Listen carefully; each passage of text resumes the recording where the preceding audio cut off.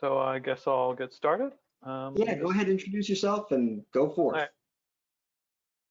So, okay, good. Looks like everything started up well.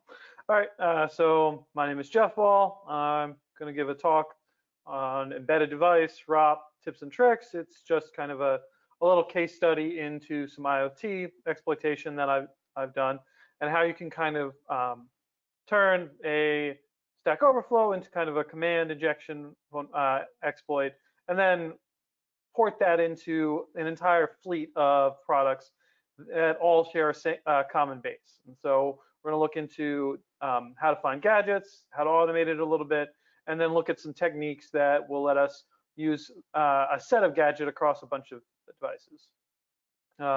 So first, the obligatory intro slide. Like I mentioned, my name is Jeffball. I am a senior security researcher at GRIMM, hence the GRIMM shirt.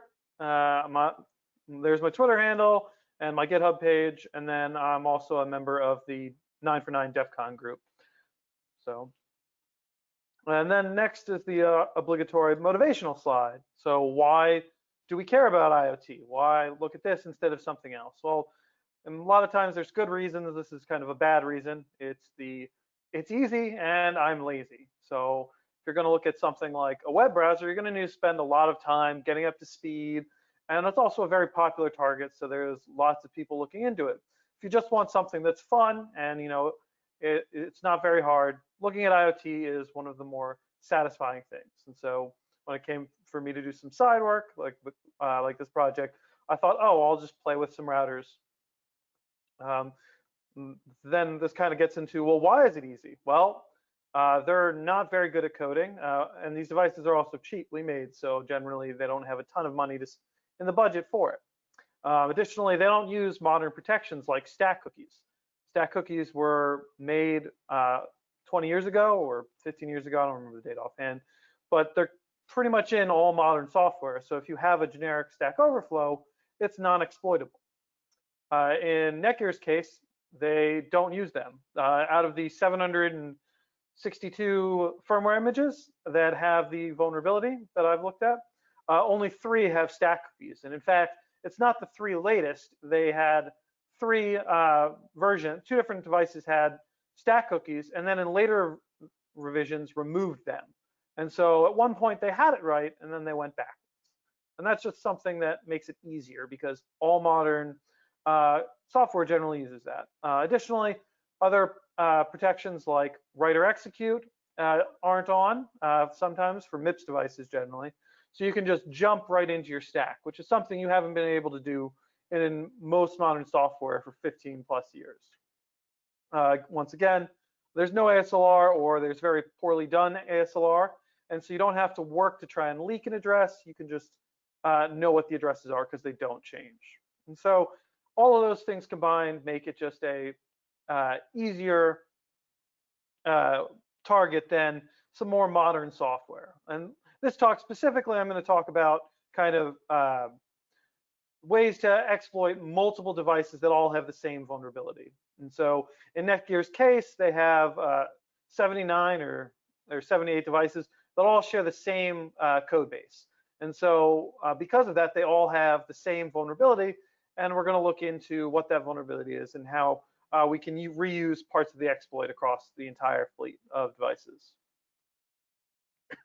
So this is the target that I started with. It's the Netgear R7000. It's about a $100 Netgear device. It works with Alexa. It's got some generally nice hardware and supports things like gigabit Wi-Fi, and it's got a pretty decent range. And if it weren't for the firmware, I would actually suggest it as a pretty decent device. However, it's very poorly written in terms of security, and so it's hard to suggest this router for anything other than fun times finding bugs. So generally the process that I start with is to pull out the firmware or download the firmware and unpack it. In Netgear's case, they make it real easy. You can just go to that URL and download all of the firmware for the R7000. Then you can use a tool called binwalk. It just walks through the binary looking for signatures of different files. And in this case, it's found a squashfs file system, which is the root file system on the device. And so you can see we just run that command, and then we get this file system down here. And we can just go, we can pull up the binaries in IDA and start reversing or start testing things. Particularly, I normally start with the web server, because in a lot of these Soho routers, the web server is the main process. It kind of starts everything. When you make changes to the admin page, it'll restart a service with different flags and things like that. And so it's kind of the main binary.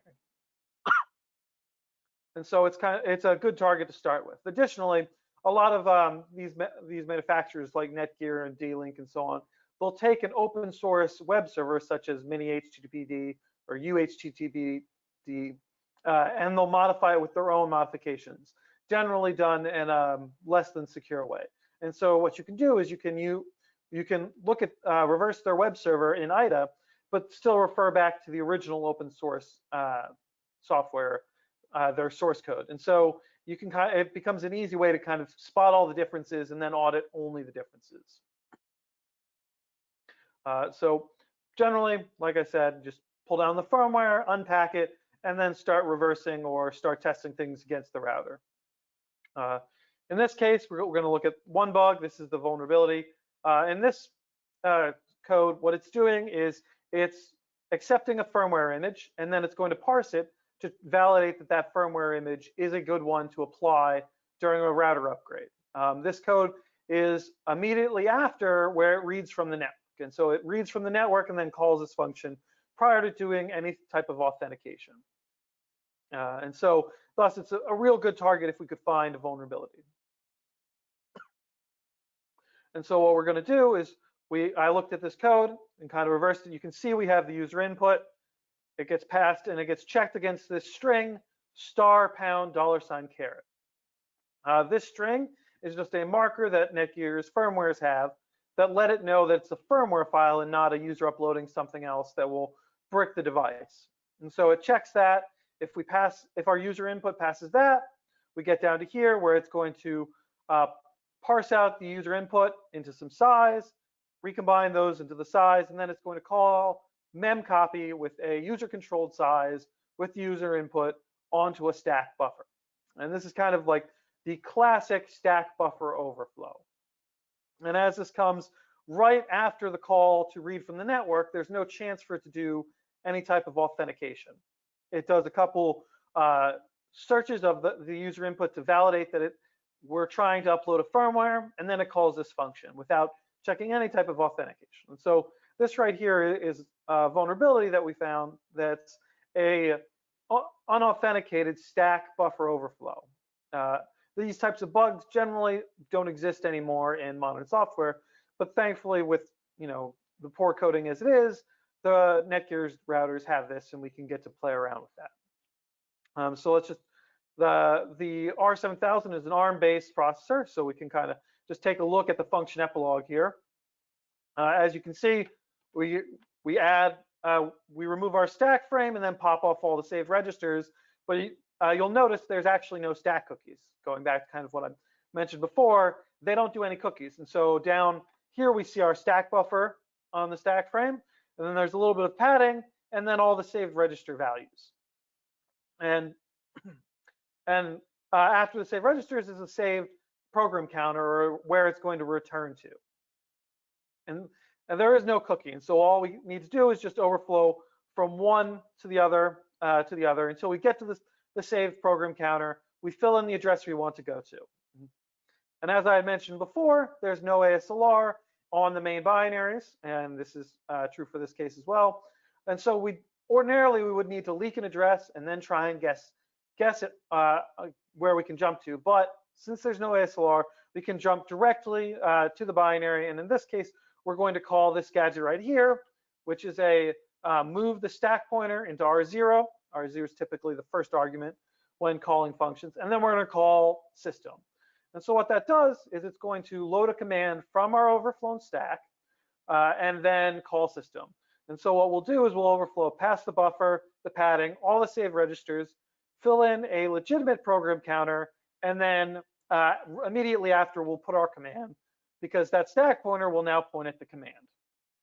And so we can kind of take a look at that real quick. The R7000 is kind of the easy case. And so it's a pretty simple exploit. We've got that gadget right here.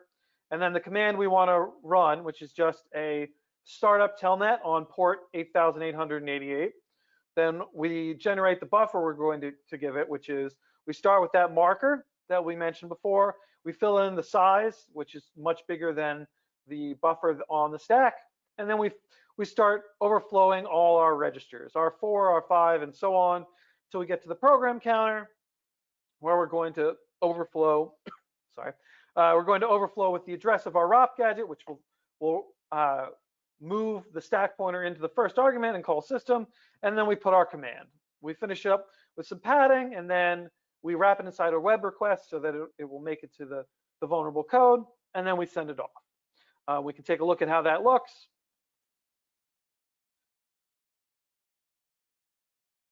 Sorry.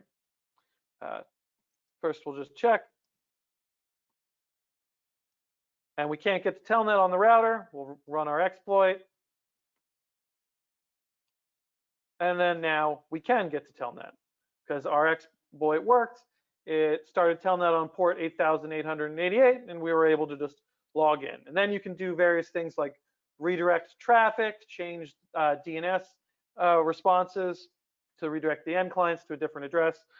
We can also do things like dump the password from the router.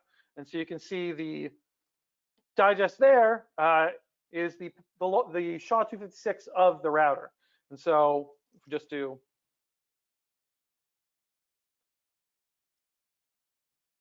you can see the hashes match because the password on my R7000 is password123. And so that's just a couple of things you can do once you've infected the router and you've gotten on there. Just 1 second, I'm going to set up the next demo.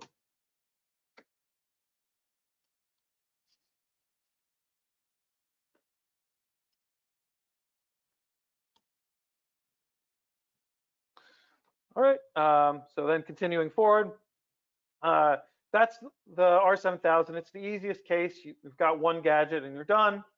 And so we'll look at some harder cases in the next couple devices.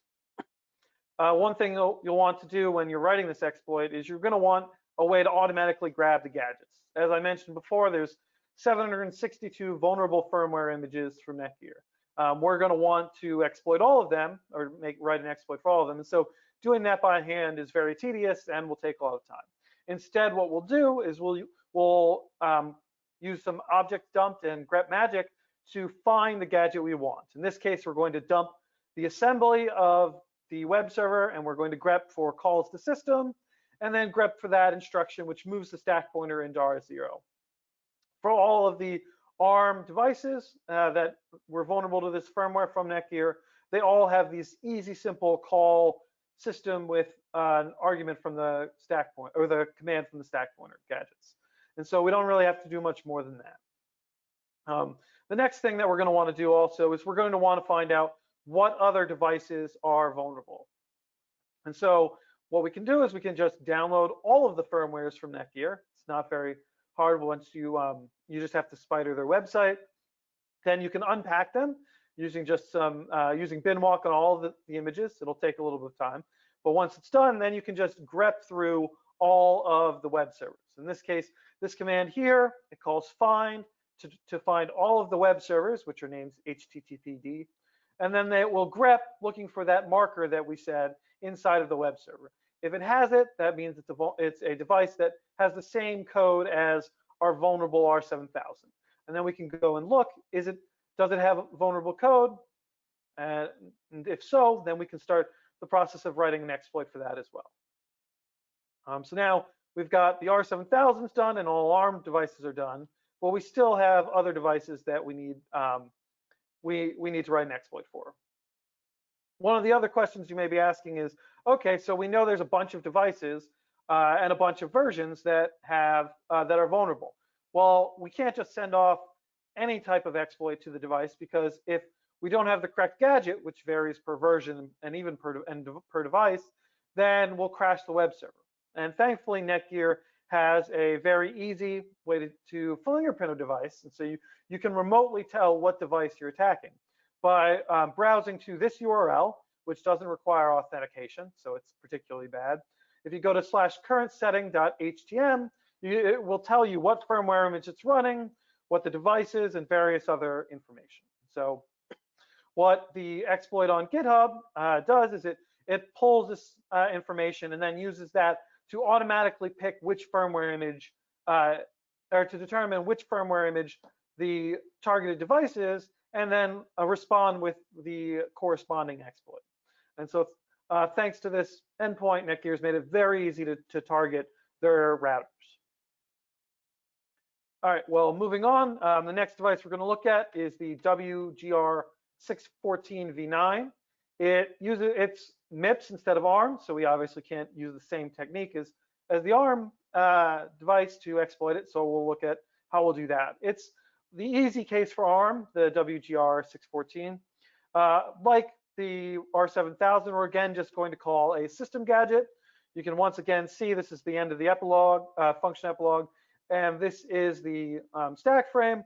We've got our stack buffer, a little bit of padding, and then the saved registers. In this case, it's S0, S1, S2, S3, a little bit more padding, and then the saved return address. We'll just do the same thing as before. We'll redirect that, and in this case, we have a slightly more complicated gadget, but not much. We're going to jump right to this add instruction where it's adding 30 to the stack pointer and then putting it in the A0 register, which is the MIPS register for the first argument when calling system. So basically, it's going to just put 30 past where the return address is into the command that will then call system. It's a little bit more complicated, but not much. And so we can look at just how that's done. So this is the exploit for the WGR 614. We've got that gadget of call system, starting with where it fills in that A0 register. The command this time we need to make slightly different because the WGR 614 doesn't actually have the device files necessary to run telnet. And so we need to inject some make node commands which will make those device files. And then after that's done, we can just start telnet as normal. Once again, we've got the little header with our marker and size, and then we once again overflow into the saved registers, fill up the padding, put our ROP gadget for the saved return address, that padding for the 30 bytes that it added to the stack pointer to put into the command, and then we've got our command. We null terminate it, and then we fill in a little bit extra, and again wrap it inside a web request, and then we're good to go. So we'll send that out the net. It'll get sent out the network, and we'll start our telnet. So once again, we'll try and. Is it not on? Oof.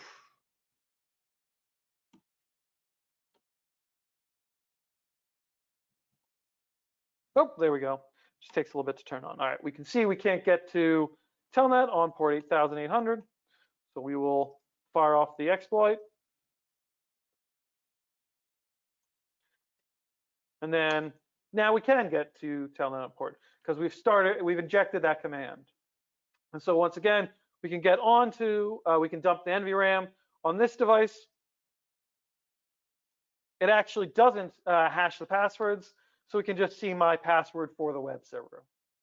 We could also do other things again, like redirect traffic or modify DNS records responses, or basically just take over the router and do whatever we want on it.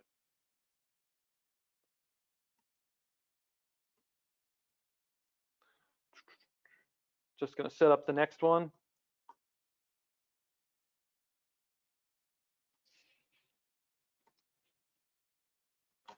So what I'm doing there is I have a network power switch, and I'm just turning off and on the various routers that I have demos for. I highly recommend anyone who's going to look into this type of research to get one so they're not constantly getting up and having to flick the power on the routers. Essentially just sits on the network. It's got 8 plugs, and I can say turn on or off various ones. Super useful for doing IoT and other hardware-based research. So again, that previous router, it was just a very simple one where we just have to jump to the right place and it'll call system for us.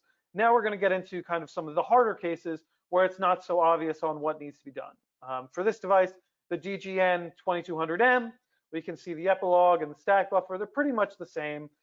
We've got a couple more registers that were overflowing and before we hit the return address, but not much else to see there. The problem with this specific one is, unlike the WGR 614 that we just looked at, there is no call system with a stack buffer gadget in this firmware. And so we've got to kind of manufacture our own. And so the way we'll do that is we'll actually call system. It won't be called from with a stack buffer. It'll actually be filled in from S0, which is one of the registers that we've overflown into. So we can control the command pointer that it calls system with. However, because we don't know where the stack is, because on this device it does actually randomize the stack, we won't know the location of it unless we don't know where our command is in memory. And so what we're going to do is here, first we'll take a look at the system function to see what this is doing. So what we'll do is we will call system with the value null or 0. It'll jump into this. This is the libc on the DGN 2200M. But you don't have to actually look at this a ton, but all you need to do is really look here. At this instruction, it's going to branch if A0 is not equal to null. In that case that we fill in null, it will just immediately go to this branch, which will take us down here, which will take us to the end of the function, and it'll just return right away. And so basically, if we call system with a null pointer, it just returns, which makes sense because there isn't really much to do in system if you don't pass it a command. However, and so what is the point of doing that? Well, on MIPS, when it goes to call a function, what it's actually doing is it loads the address of the function. That's what the LA instruction is, into T9, and then it's going to call the T9 register. That's the calling convention on Linux for MIPS devices. It's expected that a T9 will always hold the address you're going to call. And so in this case, it loads T9, it calls T9, and then since we passed null, it returns right away without calling any other functions. And so T9 still points to system. And so then, since we picked a call to system that's at the end of a function, we just go immediately into the next gadget. And since we can overflow all of this, we can set up a call to a second gadget.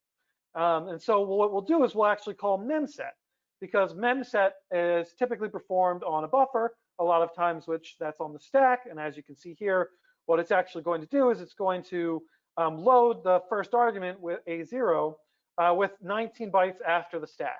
And then it's going to call T9. Since we're jumping past the load of memset into the T9 register, T9 is still going to be set to system. And so the way it'll work is we'll set this first gadget, it'll load T9 to system, it'll call system, return immediately with doing nothing, and then the second gadget will jump right down to this instruction where it calls memset. But however, T9 will still be set to system, and we'll get our call to system with a controlled argument that we want.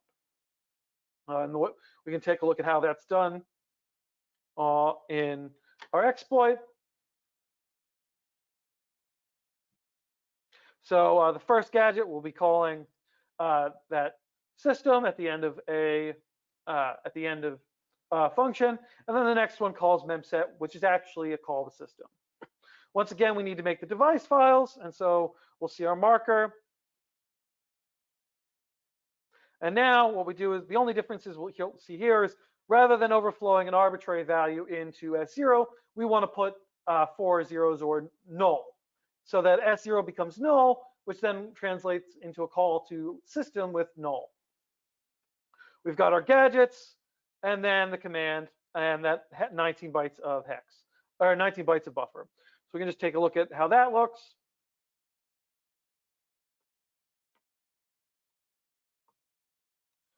And again, it works, and we get onto the router. Not much to see there. Again, you can do all the same things as with the other routers, but I'm running out of time, so we'll just move a little bit quicker.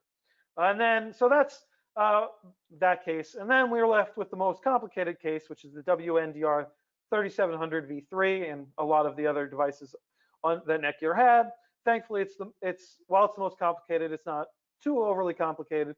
It just involves the use of the frame pointer. So on this compiler, rather than only using a stack pointer, it also uses a frame pointer. How that becomes troublesome, you can kind of see here, is at the end of the vulnerable function, it's going to overflow the saved frame pointer value, and thus the frame pointer will point to whatever we control.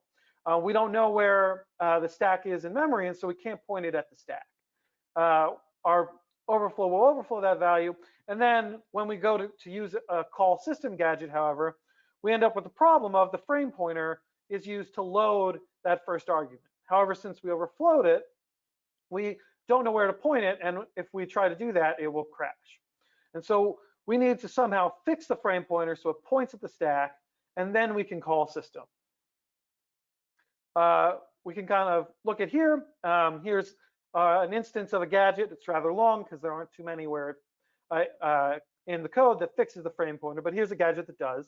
First, it's going to copy the stack pointer back to the frame pointer, and then it's going to load a buffer that's 25 bytes past the stack pointer into the first argument and call memset. However, we need to call system, so we kind of need to look into what it means to actually load the address of memset. So on the next slide, we can kind of drill down into that. On the left, I've been showing screenshots of IDA because IDA simplifies it a little bit. But what that load address is actually doing is this load word T9. IDA translates it to make it the code a little bit easier to read. And so what we see here in the middle instruction is the load word, that's LW, T9, the T9 register, 29,000 bytes before the GP register. And so it's going to read from memory 29,000 bytes before the GP register, and then store that to the T9. We can take a look over at how that's done in IDA. Essentially, the GP register points around an area that is on the left here, we can see, or in IDA, we can see it. It's just a big table of function pointers that the Linux loader, runtime loader, fills in the values to. And so in this case, it's filling in the value of the address of system. The reason that's done is at compile time, you don't know the address of system because there's ASLR, the library will move around. And so that address needs to get filled at runtime by the loader. And by having this giant table, we can make sure our code doesn't have to change so that we can still call system at the right address. And so when it does that load address or that load word from GP, it's actually reading into this table and reading the value that the runtime loader filled in. And so in this case, it points to system, just 29,000 before the GP register.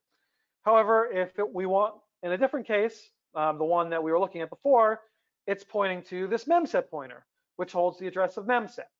And so the basic technique you can probably figure out from here is we're going to modify the GP register with the offset between memset and system, so that when the code thinks it's loading a pointer to memset, it's actually going to load a pointer to system.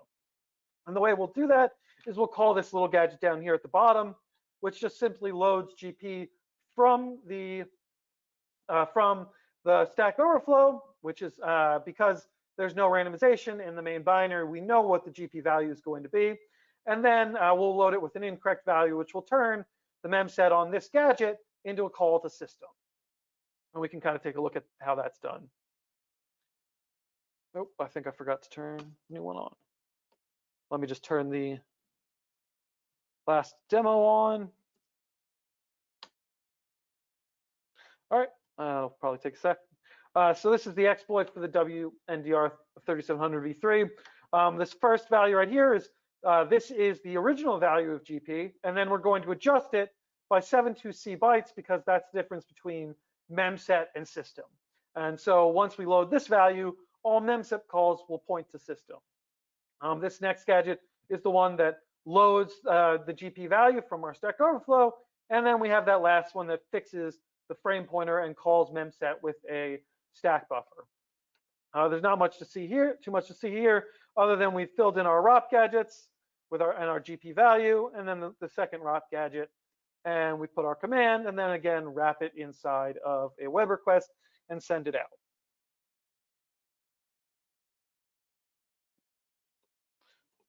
see if our device is up. No, it's not. All right, well then we've got a couple minutes to kill.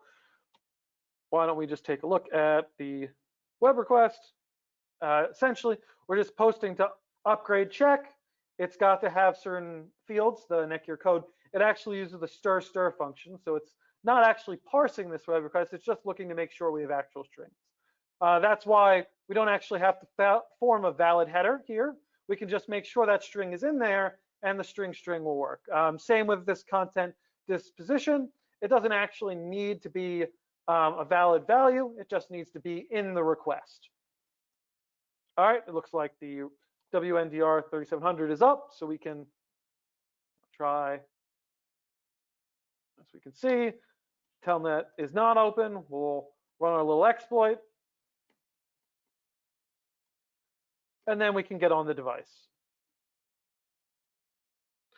And you can actually see telnet right there running in the output of PS. We could again do all of the various types of things that you would do if you could with an infected router. And so, kind of just summing up, those 4 techniques are basically enough to exploit the entire line of vulnerable devices from Netgear. They're easily automated. I showed one of the automated techniques for the first one, but with the MIPS and the later ones, you can also automate them. The second link there has tools to automate them and find the gadgets using IDA-Python. So that's kind of the talk. If there's any questions now, I could take them. If you want more information, our blog that we wrote up about this and the exploit and the tools to support this type of exploitation and vulnerability analysis are at that second link.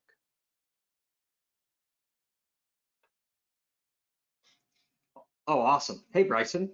So do we have a little bit of time for Q&A? So the first one was from a wee bit ago, but you mentioned something like ASLR half existing. Can you talk a little bit more about that real quick? Yeah, all right. So ASLR, so on Linux, there's a couple different things. ASLR, I guess I should have put it, it does exist on some devices. Again, there's 79 devices that were vulnerable, spans a range of 13 or 14 years. So earlier ones didn't have any ASLR at all. They loaded the libraries at the same address every reboot and every time they loaded. Later ones, they turned on what's known as kind of ASLR. The libraries get randomized, but they didn't compile their binaries PI, position independent executables. And that's needed on Linux in order to load the main binary at a randomized address. And so while libc might be randomized and the stack might be randomized, but the main binary, or HTTPD, which is the one we're exploiting, it's always at the same address. And so when I showed screenshots of the gadgets, this is inside of HTTPD. And so its address is always 3CFB4, and we can always jump there. But if I were to try and find a gadget inside libc for the R7000, which does have ASLR, that's randomized. And so the problem with that is if you don't do ASLR to everything, I can find gadgets in the things that aren't randomized. And so as we've seen, I don't need the gadgets in libc and the other libraries because I have gadgets in the web server. So that's kind of what I meant by bad ASLR or no ASLR. I kind of fused the two terms of PI because I didn't really want to get into it too much. But by bad ASLR, I mean they don't compile them PI. Perfect. 2 more questions. So the first one is, from a reverser or exploit developer perspective, you've now presented a lot of really great information. Do you have any recommendations on how somebody could take what you've just presented on and do something themselves, or another good place to look for this sort of stuff or experiment? Like, what would be a practical exercise based off of what you've just demonstrated for someone who wants to learn to do this stuff? So let me just pull this up. So I would generally recommend going to get an IO2.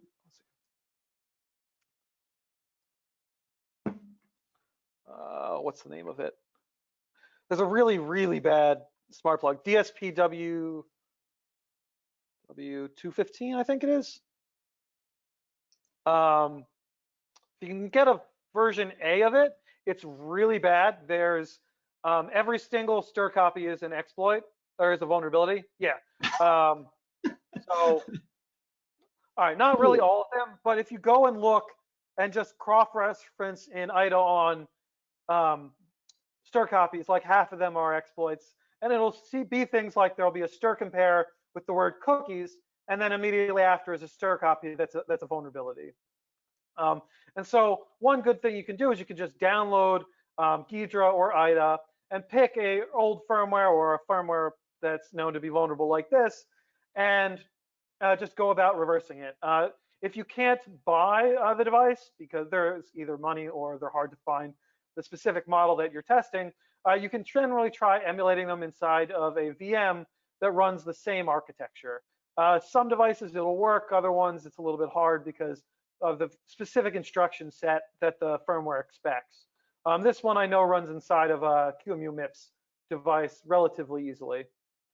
But yeah, just going and looking at some of these devices or these easy targets is a nice way to get started. So hopefully that helped. Ghidra, and if you have a Hexrays or IDA, that's also a good place to start.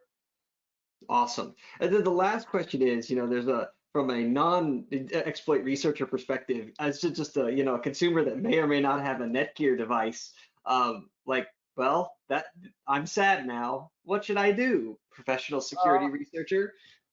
Don't buy Netgear or D-Link. I generally try to run the open source versions because they're made by people who care instead of people who want to make the cheapest device.